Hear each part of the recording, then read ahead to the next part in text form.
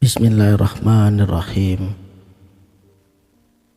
Assalamualaikum warahmatullahi wabarakatuh. Salam sang sejati.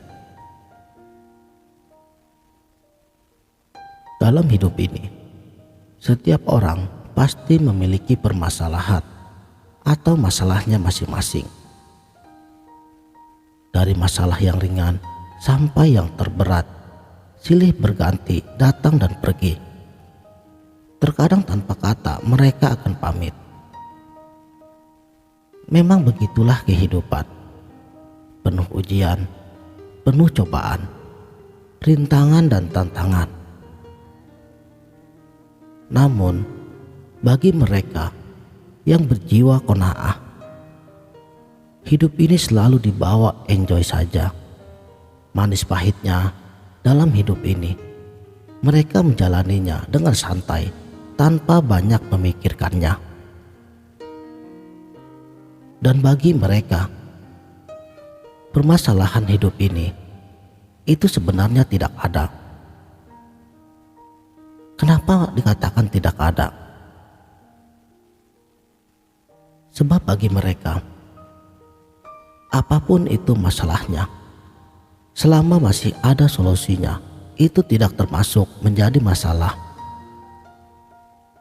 Misalnya setiap penyakit pasti ada obatnya. Hanya saja seberapa sabar dan ikhlaslah diri kita dalam menghadapi setiap ujian darinya. Makanya kata Allah, Dia tidak akan menguji hambanya di luar dari kemampuan hambanya. Hanya saja kitanya saja yang bodoh. Makanya kalau mau benar-benar belajar ilmu tasawuf, pikiran harus di off. Biarpun masalah datangnya bertubi-tubi, biarkan saja. Nanti Allah sendiri yang akan menyelesaikannya. Jadi jangan pusing, jangan bingung, dan jangan juga galau. Apalagi sampai larut dalam kesedihan. Hidup kita ini gak lama. Capek kita kalau energi yang kita punya habis buat mikirin dunia sehari-harinya. Gak ada habisnya. Padahal ujung-ujungnya toh mati juga. Dan semuanya akan kita tinggalkan. Makanya selagi hidup kita harus kembali. Gak usah dipikirin. Kita tinggalkan semuanya. Yang harus kita usahakan, bagaimana kita harus dapat ingat kepada Allah. Sebab kalau kita pikirin terus, pikiran malah tambah mumet. Mikirin membuat kita tambah pusing. Jadi serahkan semuanya kepada Allah. Pasrahkan hanya kepada Allah. Jalankan tugas yang kita mampu menjalankannya. Kalaupun kita mau berusaha, ya sudah, pergi saja.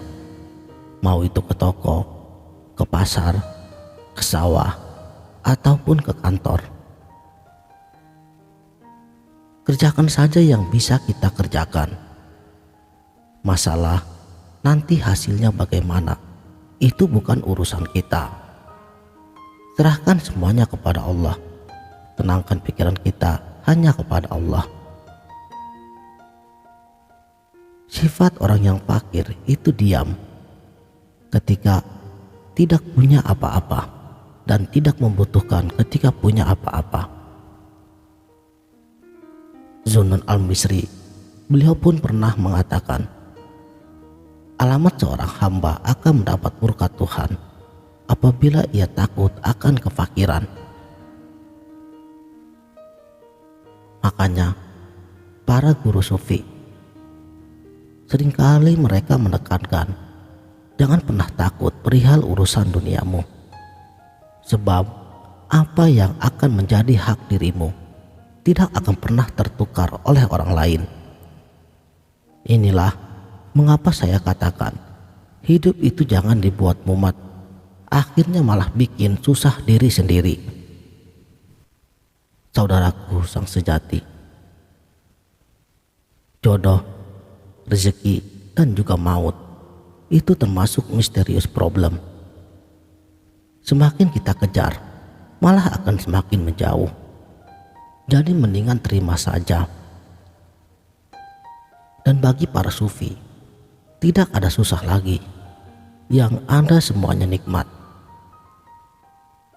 Jadi gak usah heran, kadang mereka agak cuek, tapi rezeki selalu ada saja. Karena yang tertanam pada jiwa para sufi adalah kecukupan, tiada pernah merasakan kekurangan sedikit pun. Inilah sifat qanaah, sifat yang selalu merasa cukup.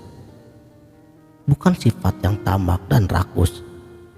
Biarpun harta sudah berlimpah, tapi hati masih miskin.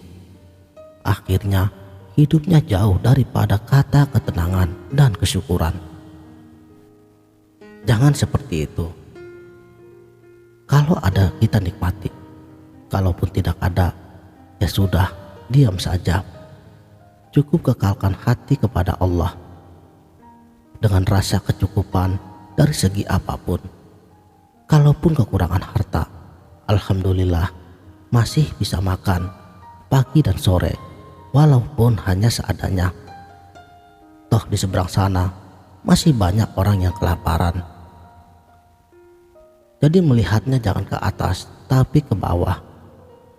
Bangkitkan terus rasa kecukupan ini. Niscaya Allah sendiri yang akan mencukupinya.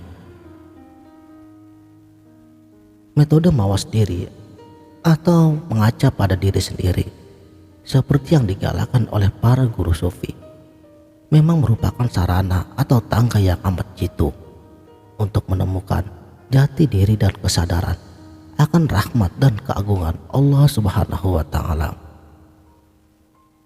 Untuk itu, mari kita kembali kepada Allah. Sekianlah, salam